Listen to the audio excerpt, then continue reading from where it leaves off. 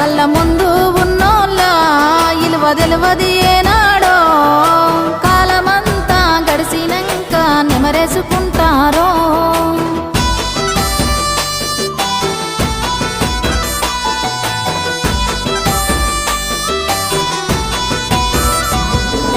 ఇనరా భారత ఈర కుమార ఏరోని హరికథను మన కల్వకుంట్ల కథను